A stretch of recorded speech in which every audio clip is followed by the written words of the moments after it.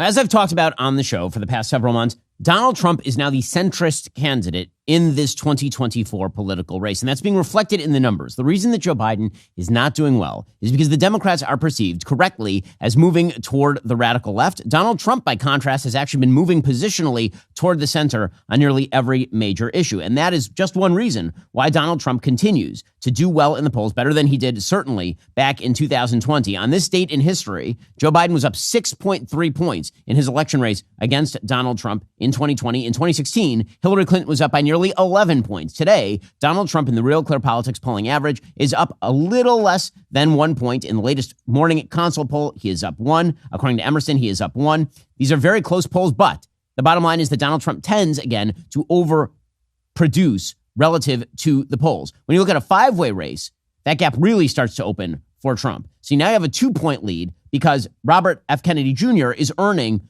almost 10% in all of these polls. And Jill Stein is earning 1.5%, and Cornel West is earning 1.7%. So even if you figure that Robert F. Kennedy Jr.'s polling numbers are split, some are coming from Trump, some are coming from Biden, probably more are coming from Biden than from Trump, and there's another 2 to 3% outstanding that is going to far left candidates like Jill Stein and Cornel West. Meanwhile, in the battlegrounds, Trump continues to do well. He is currently leading in all the battleground states with the exception of Pennsylvania, where he is behind by 0.1%. It's a dead heat in Pennsylvania. You look at Wisconsin, he's up by a little bit less than a point.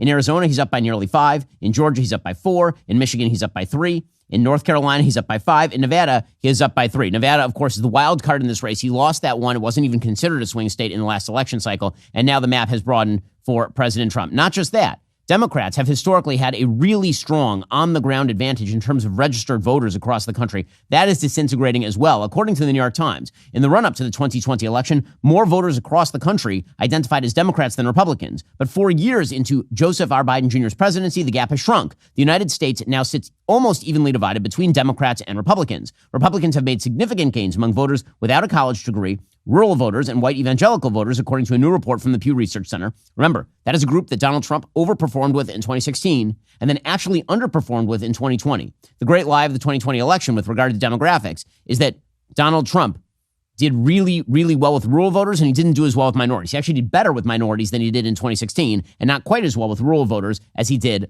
in 2016. At the same time, Democrats have held on to key constituencies like black voters and younger voters. They've also gained ground with college-educated voters. So according to the New York Times report, right now, about 49% of voters are registered Democrat. About 48% of Republicans are registered Democrat. So that is basically dead even. The implications of the trend remain uncertain because party affiliation doesn't always predict exactly how you're going to vote. But suffice it to say that if you have the stones to register Republican at this point in time, it is because you're voting for Donald Trump. If you vote Democrat, that used to be sort of just the de facto thing you did. You just do it, even if you're voting Republican. So the fact that you have seen this uptick in voter registration among Republicans is really alarming to Democrats, and it should be. Latino voters also are registering as more Republican than Democrat in terms of their historical performance. Hispanics in virtually every poll are well outpolling for Trump at this point, where they were in 2016 or 2020. Meanwhile, the Democrats are starting to hit the panic button. According to Politico, former White House Chief of Staff Ron Klain openly questioned President Joe Biden's political strategy on Tuesday night, arguing he was focused on long-term infrastructure projects and not enough on immediate economic needs as he runs for re-election. Klain said, "I think the president is out there too much talking about bridges. He does 2 or 3 events a week where he's cutting a ribbon on a bridge. Here's a bridge. Like I tell you, if you go into a grocery store, you go to the grocery store, eggs and milk are expensive. The fact that there's an effing bridge is not blank." Speaking at an event hosted by the publication Democracy, a journal of ideas, the longtime Biden advisor went on to say that while the infrastructure being built under the Biden administration was positive, the president was thinking too narrowly and focusing on it. He said he's not a congressman. He's not running for Congress. I think it's a fool's errand. I think it doesn't get covered that much because, look, it's an effing bridge. Like, it's a bridge. How interesting is a bridge? Those are the words of a very frustrated former chief of staff to the president of the United States. Once again, this means that Democrats are going to have to run against Donald Trump, not in favor of Joe Biden. Again, Joe Biden's record when it comes to foreign policy is a full-scale disaster area, and not just a full-scale disaster area, a deeply immoral full-scale disaster area, as we'll get to a little bit later on. We'll get to more on this in just a moment. First, the cost of living has already increased 17% this year, and it continues to rise despite interest rate controls. As our national debt continues to skyrocket, you need to be confident in the financial services companies you work with, especially regarding your money and future. Birch Gold is a proven industry leader you want on your side. They demonstrate how precious metal investment can fortify your lifestyle in retirement, even in turbulent economic times. Actually, especially in turbulent economic times. Birch Gold understands navigating financial decisions can be daunting. That's why their expertise, coupled with their customer care process, ensures your purchase or IRA setup is a breeze. If you're considering converting an existing retirement account into a precious metals IRA, their dedicated in-house IRA department is there to guide you every step of the way, making the process feel as simple as a walk in the park. Birch Gold values your questions and concerns. Their team is always available to provide answers and clarity, whether it's about fees, taxes on rollovers, or the timing of the process. They are here to ensure you feel heard and informed. Text Ben to 989898 to talk to one of Birch Gold's experts and claim your free info kit on gold. You'll learn how to convert an existing IRA or 401k into a tax-sheltered IRA in gold. The best part is, it doesn't cost a penny out of pocket. Just text Ben to 989898. That's Ben to 989898. On the economy, everybody is still holding their breath. The reality is that the tremendous wage erosion that resulted from the inflationary spiral that Joe Biden created, that has not even come close to being made up by the wage increases that we are now seeing relative to inflation. If you inflate everybody's prices 20%, and then you get like a 4 or 5% wage increase for like a quarter, that ain't going to make up for that giant gap that still exists in the market. So this means the Democrats have to run on the thing that they think won Joe Biden the presidency in 2020, which is the idea that Donald Trump is an incipient tyrant. The problem with this is that this has been played out. We've heard this story before. They're trying to run on January 6th to say it's a news story, but the reality is that it isn't really. I mean, all of us remember January 6th. The Democrats who perceive it to be an insurrection that put the very fabric of the country in danger are overstating the case. Most people look at January 6th and what they see is an ugly riot that was then brought under control, and then Joe Biden became president of the United States. And so when Democrats say the country was this close to tyranny, most people are like, no, it really, really was not. But Democrats can't stop themselves. So, for example, this is the argument being made by Joe Biden. Joe Biden did an interview. It was about a week ago, 6 to 8 days ago, actually. And he did this interview with, I believe, Univision, which is, of course, a left-wing Hispanic station. And here he was suggesting that the greatest threat to American democracy is Donald Trump, which is kind of an amazing thing to say when you're the president of the United States who vows continually to overthrow the Supreme Court with regard to, say, student loans, who tries to use your Occupational Safety and Health Administration to cram down vaccines on 80 million Americans. That doesn't seem like the kind of person who I trust when it comes to adjudicating whether tyranny is occurring or not. Here's Joe Biden. What, in your view, constitutes the primary threat to freedom and democracy at home? Donald Trump. Seriously. Donald Trump uses phrases like we're going to eviscerate the Constitution. He's going to be a dictator on day one. I mean, it's just, and think of the things he says. Look at the way he talks about minority populations, Hispanics. We're talking about them being, anyway, I can't think of any other time in my lifetime in history that's occurred that you've had somebody who's had this kind of attitude. He says I'm going to be a dictator on day one. No one doesn't believe him. No, actually, what he says is, I'll be a dictator on day one to close the border, meaning he will use executive action to close the border. And then he says, I won't be a dictator anymore. By the way, I got a note here. Joe Biden is holding note cards during an interview. Now, I interview people, and that means sometimes I have my questions written down on note cards because I'm the interviewer. I have never held note cards as an interviewee. That's bizarre.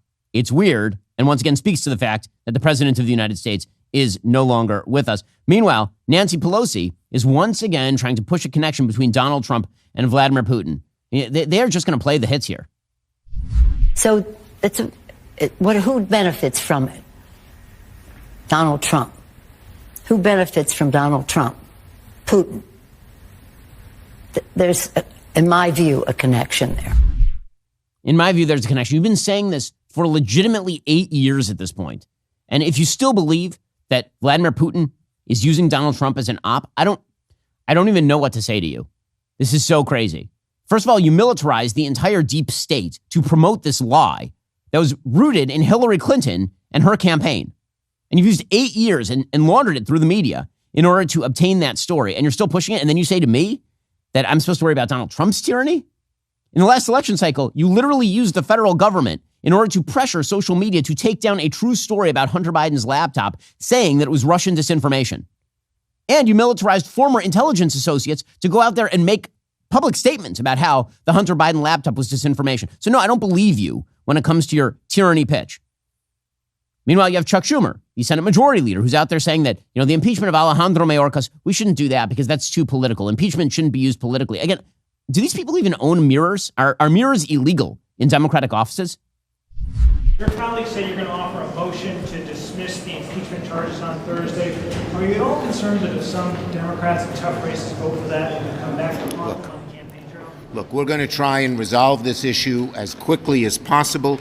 Impeachment should never be used to settle policy disagreements. Well, then why did they impeach Donald Trump twice without any criminal charges in the impeaching documents? There's that as well. The people who are promoting the Trump is going to be a tyrant argument, it makes it very rough to make that argument when you guys have attempted to impose tyranny on a wide variety of topics yourselves. We'll get to more on this in a moment. First, let's be real. There are people who say cauliflower crust pizza is better than normal pizza. Those people are liars. I'm not going to get my vegetables that way. So I make up my vegetable deficiencies by taking Balance of Nature fruits and veggies. Balance of Nature fruits and veggies is the most convenient way to ensure you get your daily intake of fruits and veggies. Balance of Nature uses an advanced cold vacuum process that encapsulates fruits and veggies into whole food supplements without sacrificing those natural antioxidants. The capsules are completely void of additives, fillers, extracts, synthetics, pesticides, or added sugar. The only thing in Balance of Nature's fruit and veggie capsules, fruits and veggies. You need nutrients to function at your best every single day. Balance of Nature helps you do just that. I've been traveling a lot recently. In the past, I used to get sick from doing that. Well, since I've started taking Balance of Nature, I feel healthier. I'm ready to go. And yeah, it's kosher. Go to balanceofnature.com. Use promo code Shapiro to get 35% off your first set of fruits and veggies. Get an additional $10 off every additional set you buy. That's balanceofnature.com. Promo code Shapiro. And meanwhile, Democrats are going to try to shift the entire election to be about abortion. This is why Donald Trump made what I've said is a very savvy political move in dissociating himself from the issue entirely. He says that the federal government should not be involved in the abortion issue. Now, I've made the moral case that the federal government should, in fact, be involved in the moral issue. With that said, the reality is that most criminal law occurs at the state level. Virtually all criminal law occurs at the state level. The most the president of the United States can do unilaterally without congressional approval is things like end the Mexico City policy, which is funding for abortion overseas, for example, or spending at Planned Parenthood domestically. The reality is that there used to be a fairly wide consensus that the federal government should not involve itself in abortion by funding abortion. Joe Biden is the one who broke that pact by saying that you and I should fund abortions across the country. He's the one who said the Hyde Amendment should go. So Donald Trump has made the move of trying to take the abortion issue off the table, at least for federal elections, by saying, I'm not going to do anything on it. Again, as I say, as a pro-lifer, I wish that he would have said a 15-week position, but that's not what he said. He's making what, again, is a politically moderate move by any stretch of the imagination by saying, let the states take care of it. Well, yesterday, Democrats got a gift in the form of an Arizona State Supreme Court decision that reinstates a 160-year-old abortion ban in the state of Arizona. According to the New York Times, Arizona's highest court on Tuesday upheld an 1864 law that bans nearly all abortions, a decision that could have far-reaching consequences for women's health care and election year politics in a critical battleground state. The court said in a 4-2 decision, physicians are now on notice that all abortions, except those necessary to save a woman's life, are illegal. By the way, this gives the lie to the frequently used Democratic narrative that there were no abortion laws and no one cared about it until Roe versus Wade. There were abortion laws on virtually every state book dating back centuries in this country. The court, whose justices are all Republican appointees, also put the ruling on hold for the moment and sent the matter back to a lower court for additional arguments about the law's constitutionality. Abortion providers said they expected to continue performing abortions through May as their lawyers and Democratic lawmakers searched for new legal arguments and additional tactics to delay the ruling. Okay, so the Arizona legislature, at this point, the governor, as you know, is not, in fact, Carrie Lake. The governor is Katie Hobbs. Carrie Lake lost to her, despite all of the rumors to the contrary. She lost to the wet dish rag, who is Katie Hobbs. Katie Hobbs is a Democrat. Here's Katie Hobbs lamenting the decision. It is a dark day in Arizona. Just now, the Arizona Supreme Court issued its opinion in Planned Parenthood v. Mays, upholding one of the most extreme abortion bans in the country. The Republican majority in the legislature has time and again refused to act to protect our freedoms. They have refused to repeal this extreme civil war, near total abortion ban. In fact, The Senate President and House Speaker fought in this very case to keep this extreme ban in place, and as it stands, they might have their way. They have refused to act to protect IVF and contraception. Instead, they tell women to put aspirin between their knees. No one says that. Well, I'm proud to be a backstop to their extremism. Arizona women should never have to fear the next court decision. Okay, first of all, you shouldn't have to fear a court decision because you shouldn't go get an abortion. Just as a moral matter, you should not pursue abortion and believe that the court is the imposition to you, because abortion is immoral and wrong and sinful. Okay, but put all of that aside. The politics here are very good for Democrats, because what Democrats want is for pro-lifers to move really fast and really hard in a wide variety of battleground states, hoping that they will then get the Michigan-Kansas response. So as you recall, Kansas put a ballot measure on the ballot, calling essentially for the ability to change the state constitution to allow for abortion legislation. And opponents said they were going to ban all abortions in the state. So instead, Kansas ended up enshrining abortion in the state constitution. Same thing happened in Michigan. So this is an argument that I've had with many of my pro-life colleagues. We all have the same exact position when it comes to life, that life should be protected, ideally, from point of inception. How you reach that in a durable manner such that the law does not end up being reversed and allowing millions of abortions over the course of time, that is a pragmatic question. And not every state is going to approach it the same. Mississippi, Alabama, deep red states can pass very, very strict abortion bans, and things will be fine because the vast majority of the population supports that sort of thing. When you go to Arizona, that is a very split state. Right now, it has a Democratic governor. It has 2 Democratic senators, thanks to the stupidity of the Arizona Republican Party. And it has an extremely evenly split legislature in Arizona. The legislature in Arizona is bicameral. The Senate is split 16-14 in favor of Republicans. And the House is split 31-29 in favor of Republicans. So a very, very close split. Presumably, there's some quote-unquote moderate Republicans in the state who would vote with Democrats in order to get rid of the 1864 law. If they got rid of the 1864 law, then a 2022 law that was passed when a Republican governor, Doug Ducey, was in office, provided for a 15-week ban. My guess is that that is what Katie Hobbs is going to be able to get away with, unless you were to veto a repeal of the law, which makes no sense. So I wouldn't be surprised if she actually gets her repeal in the state of Arizona with a few dodgy Republicans signing off on that. Politically speaking, Democrats are hoping to elevate this to the federal level. Now, that would be very silly because the reality is the president of the United States, if he were Donald Trump, would have nothing to say about abortion law in Arizona. The reason the Democrats are elevating this, not just on the state level, but on the national level, is because they are hoping that they're going to be able to pin the full pro-life position on Donald Trump federally, even though this is happening in the state of Arizona. So Margaret Hoover, for example, she's out there, sort of moderate left-wing Republican, out there saying that Donald Trump is going to lose Arizona now because of all of this. I have spoken to state electeds in the last hour, Republican state electeds, and they believe that this will absolutely flip the legislature. This will absolutely impact the presidential election. This has Republicans now on their back feet. There is no way Donald Trump is going to carry the state. Well, Trump has said that he put it to the states. So, well, they put it to the states. That's what you get in Arizona. Well, how's it going? It's not going to go so well for him in Arizona.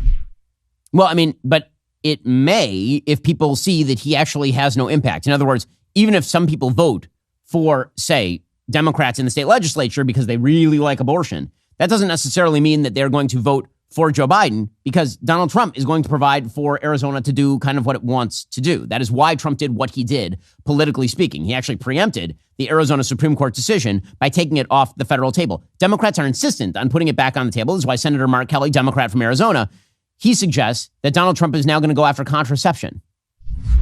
Can you explain why the Arizona Supreme Court would rule this way? Well, Jake, let me start by saying this is a disaster for women in Arizona.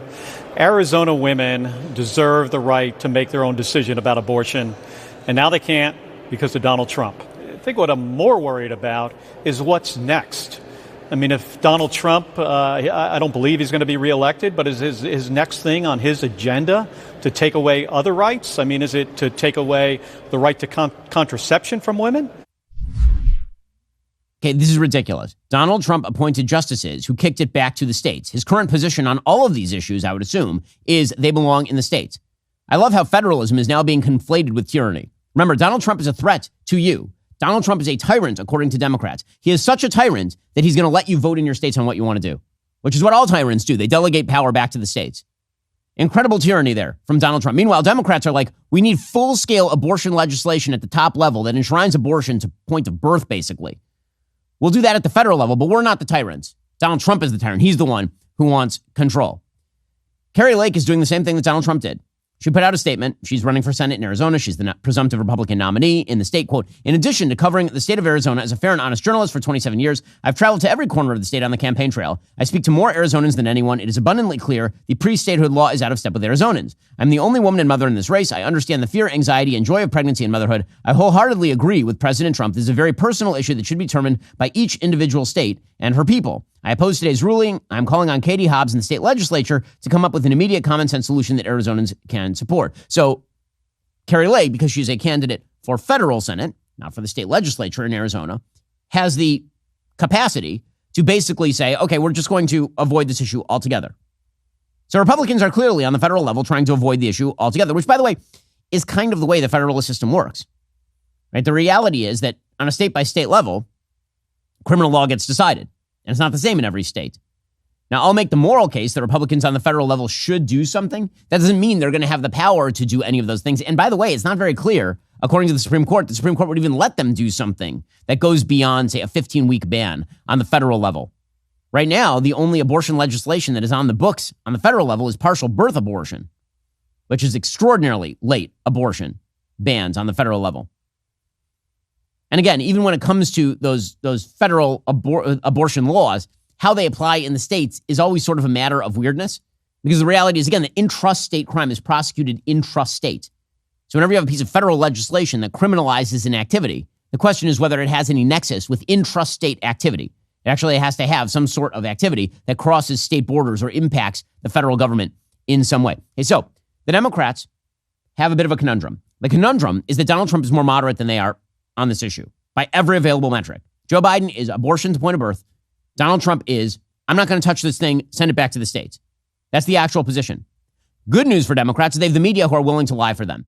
We'll get to more on this in just a moment. First, I know what it's like to start and run a business. Let me tell you, saving time is key. That's why I'm so excited to introduce you to Ramp. If you're a finance professional looking for a better way to maximize productivity and cut wasteful spending, Ramp could be for you. Ramp is a corporate card and spend management software designed to help you save time and put money back in your own pocket. With Ramp, you can issue cards to every employee with limits and restrictions. You can also stop wasting time at the end of every month by automating your expense reporting. Ramp's accounting software automatically collects receipts and categorizes your expenses in real time, so you don't have to do that. You'll never have to chase down a receipt again. Your employees will no longer spend hours submitting expense reports. The time you'll save every month on employee expenses will allow you to close your books 8 times faster. Ramp is so easy to use. Get started in less than 15 minutes, whether you have 5 employees or 5,000. Get $250 when you join Ramp. Just go to ramp.com/Shapiro. That's spelled RAMP.com/Shapiro. Again, that's ramp.com/Shapiro. Cards issued by Sutton Bank and Celtic Bank, members FDIC. Terms and conditions do apply. Make your business operate faster, smoother, more efficiently. That's ramp.com/Shapiro. So yesterday, this is an incredible and undercovered story. Basically, the Democrat media complex is so unbelievably strong, like unbelievably strong. So yesterday, USA Today ran a headline about President Trump's abortion position. And the original headline said, quote, "The will of the people. Trump opposes national abortion ban, says states should decide." That's accurate. That is, in fact, what Donald Trump said. He said, I don't want any federal legislation. This is something that needs to be decided by the people in the states. And then he used the phrase will of the people. We talked about it and criticized it a little bit yesterday on a moral level. So what happened? The Biden campaign got on a conference call with the press with campaign manager Julie Chavez Rodriguez, Deputy Communications Director Brooke Gorin, and Caitlin Cash in response to Trump's announcement. And then Gorin went off on USA Today. So here's what she had to say. Trump is proudly responsible for the nightmare women like Caitlin Cash are living through. Trump kept his word to overturn Roe in his last term, and he will not rest until he has banned abortion across the entire country, period. We all know this, and the coverage needs to reflect it. Yet today, we're still reading headlines that say Trump, quote, declines to endorse a national abortion ban, that Trump, quote, rebuffed pressure to the campaign on a national limit, that Trump, quote, decided to punt the politically fraught issue to the states and not back a national abortion ban. One particularly egregiously false headline even said Trump, quote, opposes a national abortion ban and will leave it up to the, quote, the will of the people. Trump didn't decline anything. All he did was take credit again for the nightmare he created. That's the news that's important here. Okay, that's a lie. He did, in fact, rebuff Republican pressure to push for a national abortion ban in, say, 15 weeks. That's why Mike Pence is angry at him. That's why many pro-lifers, including me, are upset with his moral position on this particular issue. But what happened? The Biden campaign gets on, and they lie. They say that all of these perfectly accurate headlines, the headline that Trump decided to punt the politically fraught issue to the states, they say that those are false, and the media hop to immediately. USA Today takes down the accurate headline and then proceeds to promote a non-accurate headline. The new headline from USA Today is Donald Trump says states should decide abortion policy, avoids talk of a national ban. He didn't just avoid talk of a national ban. He said he wasn't going to do it. We played the video like 2 days ago. He said, I am not going to engage with this issue. That's not avoiding talk of it. He's saying he's not doing it. But the reality is the Biden campaign wants to paint Donald Trump's position as Mike Pence's position or my position. And it's not. It's a different position. It's why he's receiving flack from right-wing pro-lifers. And what does the media do? They immediately start just mimicking whatever the Biden administration wants them to say. There's nothing wrong with the original headline. The Democrats just launder their own perspectives right into the headlines. So how are they able to do this? The answer is everybody who works for the media is a Democrat. Literally everyone. If you go to the halls of the news offices at the New York Times, there are no registered Republicans who voted for Donald Trump. At least not publicly. Okay, in the New York Times, that probably includes even their editorial page, even their quote-unquote right-wing columnists, people like David French over at the New York Times, did not vote for Trump and will not vote for Trump in 2024. There's maybe Ross Douthat will, maybe, but he hasn't made that clear. If you go over to the Washington Post and you go over to their news pages, the news reporting angles, the news pages are less balanced than the editorial side. The editorial side at least has Hugh Hewitt and Mark Thiessen, who sometimes write for them. But the actual news side, zero Republicans, zero. And that's particularly true at NPR. We'll get to more on this in a moment. First, there's nothing like sitting behind home plate at a baseball game, unless it's a White Sox game these days. But when you want the best tickets anywhere, you have to connect quickly or somebody else will get that seat instead.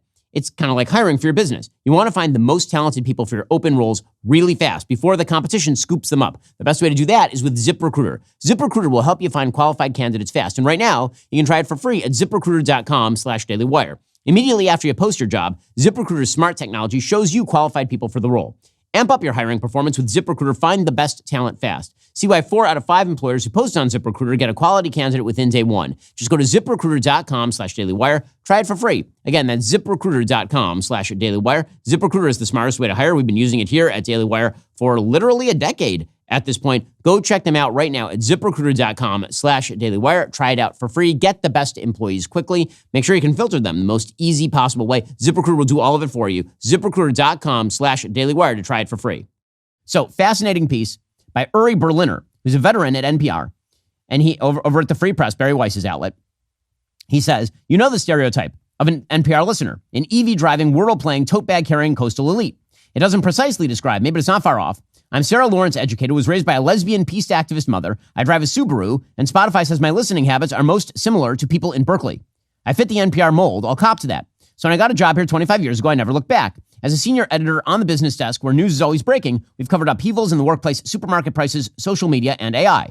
It's true, NPR has always had a liberal bent. But during most of my tenure here, an open-minded, curious culture prevailed. We were nerdy, but not knee-jerk activist or scolding. In recent years, however, that has changed. Today, those who listen to NPR or read its coverage online find something different. The distilled worldview of a very small segment of the U.S. population. If you're conservative, you'll read this and say, duh, it's always been this way, but it hasn't.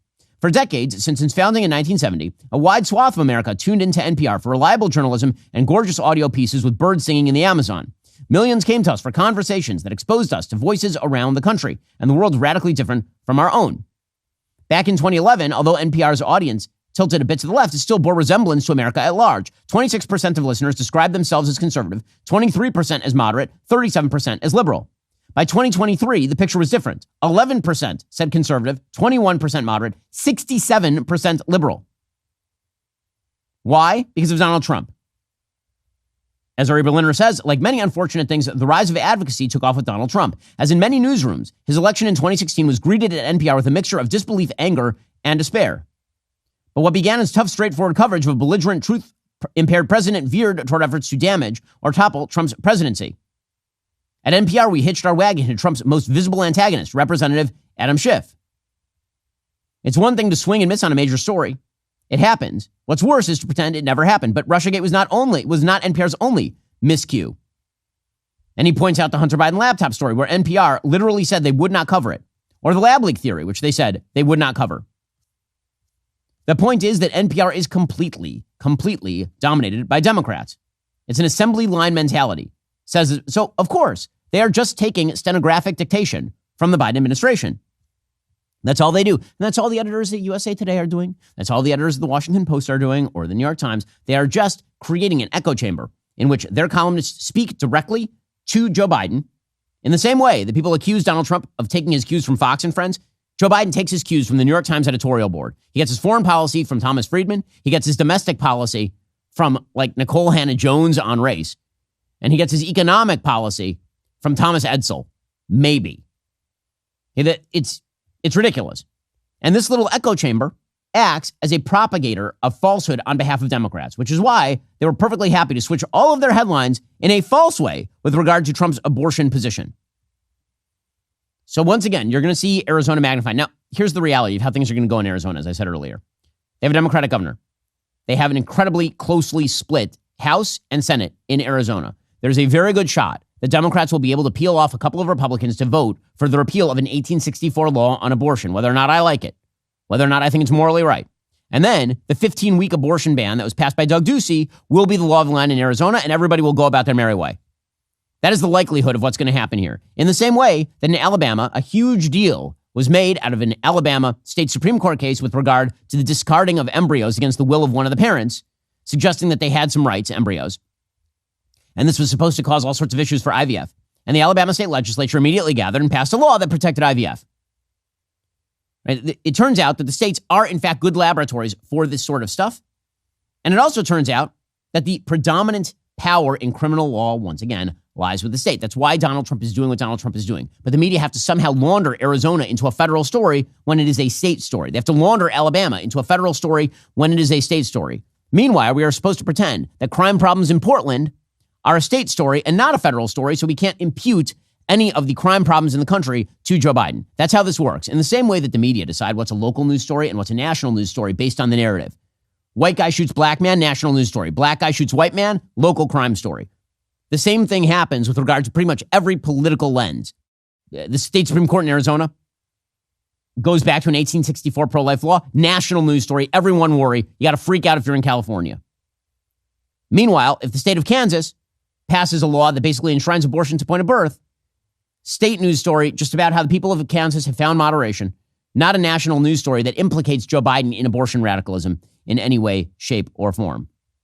Incredibly corrupt media coverage. Again, they are a reality distortion field, our legacy media. And that reality distortion field is, in fact, run by the Democrats. In just one second, we'll get to another reality distortion field. First, it's been 2 years of fighting the left and building the future. With great products, we are only getting better.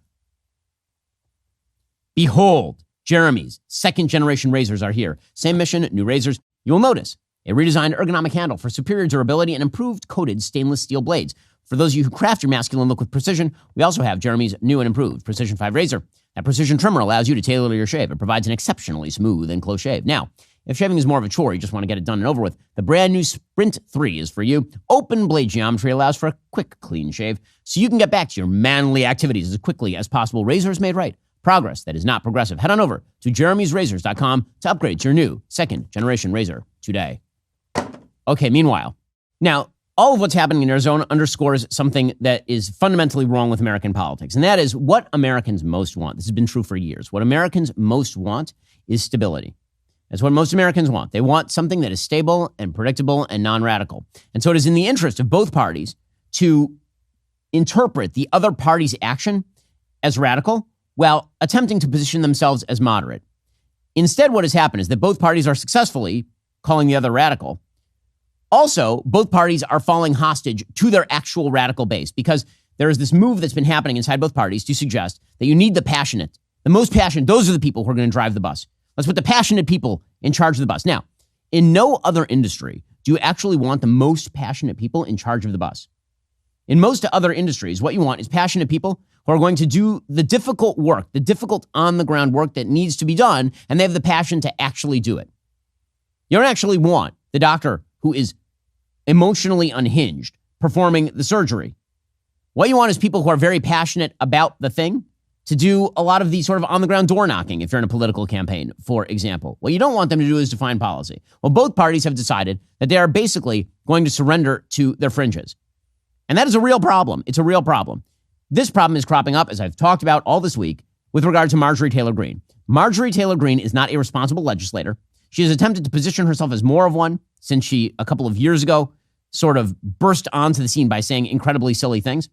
Well, now Marjorie Taylor Greene is saying that she is going to follow through on her threat to force a vote to unseat Mike Johnson, who is a significantly more conservative legislator than Marjorie Taylor Greene has ever been. Marjorie Taylor Greene's positions are heterodox on a wide variety of issues. She also happens to say things that really make it difficult for Republicans to retain power, which does raise the question as to whether these fringe Republicans actually want to retain power or be in power or do anything, or what they really want is to be in the opposition. Because when you're in the opposition, you can yell at the moon and you can get on TV yelling at the moon. When you're in the majority, just act like you're in the opposition. So Marjorie Taylor Greene did an event the other day in Rome, Georgia, where she said that the House Republicans had, quote unquote, failed completely, which is weird because they've actually done more to restrict the spending habits of Joe Biden than the Democrats did. There's not much you can do when the Senate is dominated by Democrats and the president's a Democrat. And then she calls Mike Johnson a Democrat, which is an insane proposition by every possible permutation. That's crazy. Mike Johnson is a down-the-line conservative. He is typically conservative. He is hawkish on foreign policy, he is fiscally conservative, and he is socially conservative. He is much more consistently conservative than anybody like Marjorie Taylor Greene. And then she adds that she regrets that January 6th was not successful. That was the big failing is that Donald Trump didn't retain the presidency after January 6th. If you think this is the pathway back to the majority, oust the speaker and follow Marjorie Taylor Greene, welcome to the minority permanently. Because that's the kind of tactics she is aiming for. It has nothing to do with the benefit of the Republican, everything to do with the magnification of Marjorie Taylor Greene as a famous person. Here she was yesterday saying a pretty solid combination of things that will wind the Republicans up with a minority in the House. And then you get to watch and see what a Joe Biden presidency dominated by Hakeem Jeffries and Chuck Schumer looks like. Here we go. We should be prepared to hold on and do what is right, to do what our voters sent us to do. But that has not happened this Congress.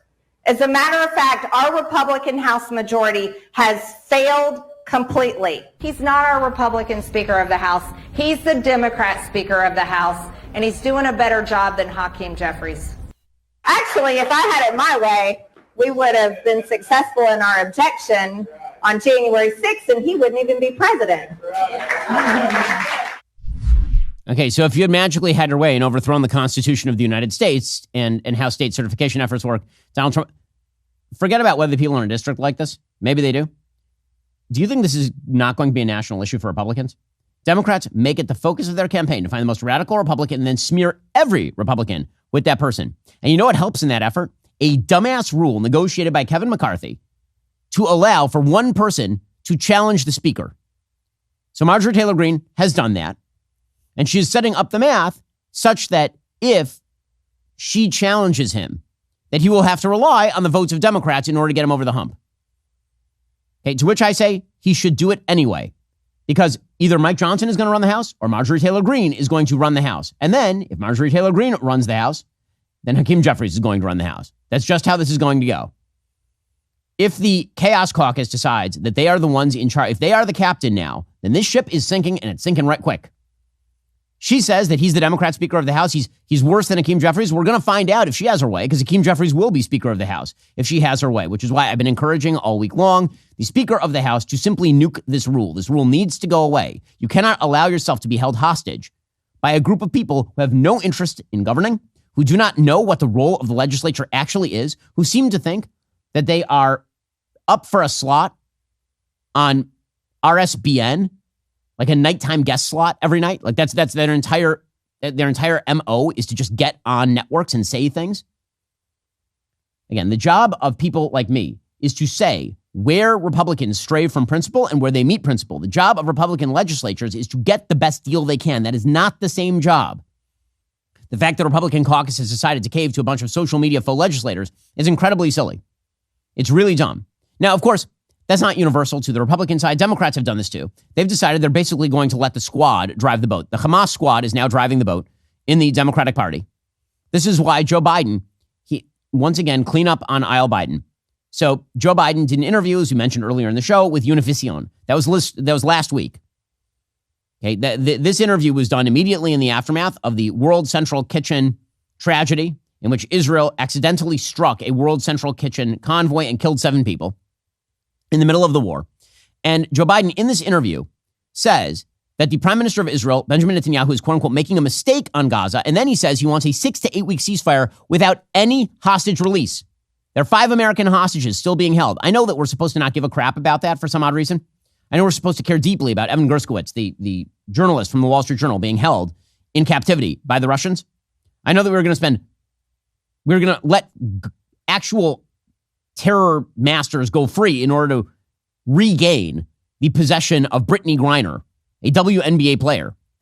But these are 5 American hostages who happen to be Jewish, so apparently Joe Biden doesn't care about that, and he's not going to mention it in any way, shape, or form. Or at the very least, Gershkovich is Jewish, but he's being held by Russia. So he hates Russia because he thinks Russia's linked to Donald Trump or some such. In any case, here is Joe Biden basically just taking Hamas's position. And the wingnuts have captured the Democratic Party. I think what he's doing is a mistake. I don't agree with his approach. I think it's outrageous that those 3 vehicles were hit by drones and taken out on a highway where it wasn't like it was along the shore. It wasn't like there was a convoy moving there, et cetera. So what I'm calling for is for the Israelis to just call for a ceasefire, allow for the next 6-8 weeks total access to all food and medicine going into the country.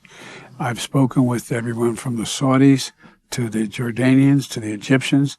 They're prepared to move in. They're prepared to move this food in, and I think there's no excuse to not provide for the medical and the food needs of those people. They should be done now. Okay, so in other words, he wants Israel to simply cease fire and not kill any more Hamas terrorists, not go into Rafah, not do anything for 6 to 8 weeks. And in return, Israel would get nothing. That is what he is saying.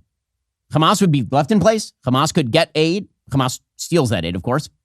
We'll get to more on this in a second. First, it's no secret that our healthcare system is, a subject of considerable debate. If you've watched the news, U.S. pharmacies are not only running out of basic antibiotics, but also the current wait time to see a doctor can now be up to 4 weeks.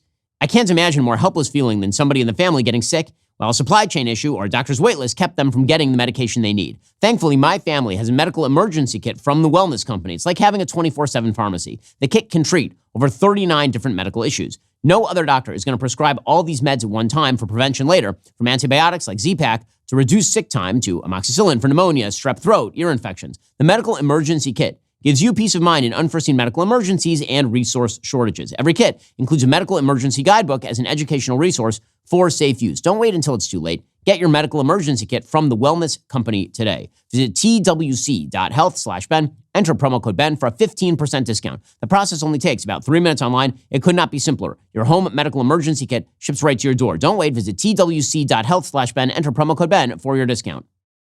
The White House had to clean this up yesterday.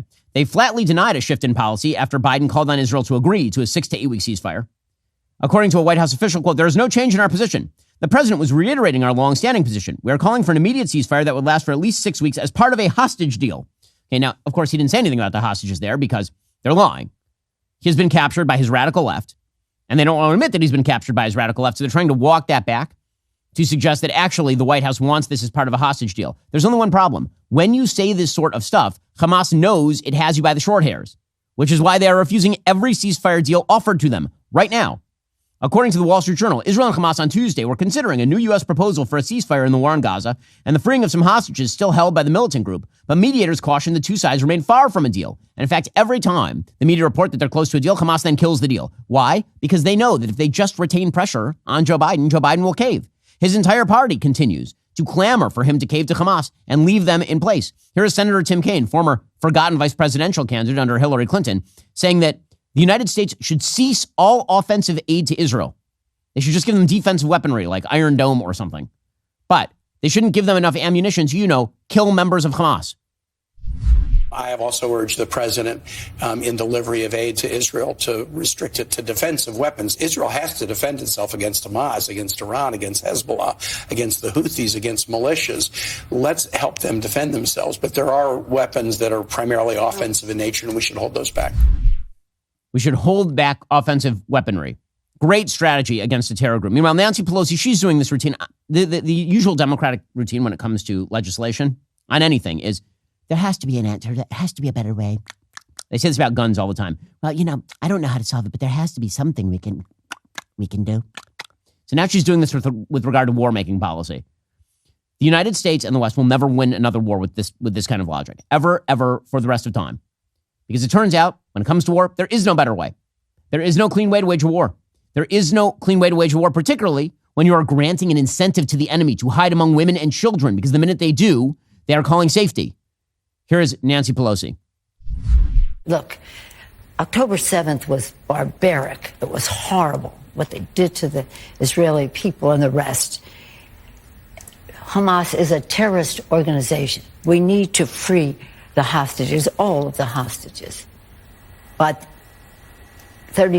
nearly 33,000 people dying, people starving, hydration, famine, and the rest. There has to be a better way. Israel has the best record of terrorist to civilian kill ratio because they don't want to kill civilians. They're trying to minimize it of any modern army in the history of warfare.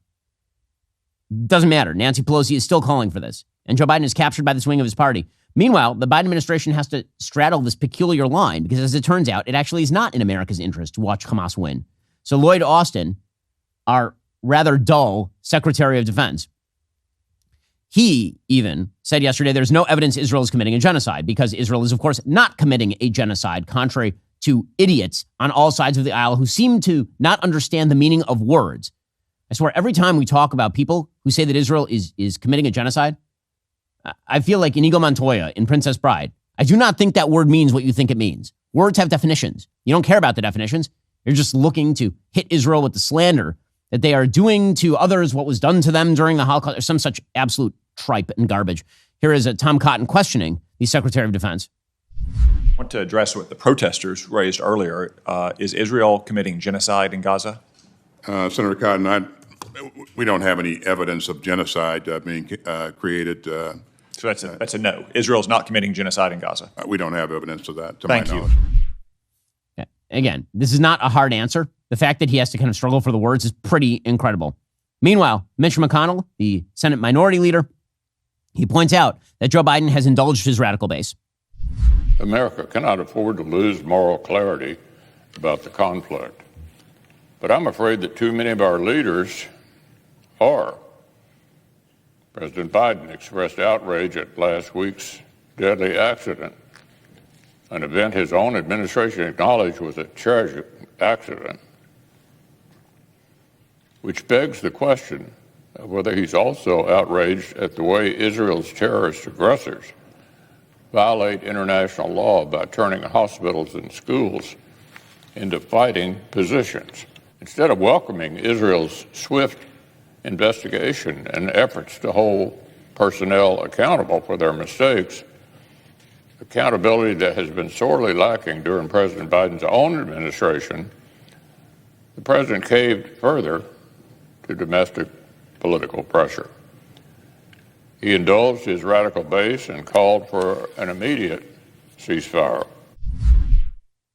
That, of course, is exactly correct, which is why Iran is just holding steady at this point. They figure, why do anything? We've got Biden exactly where we want him.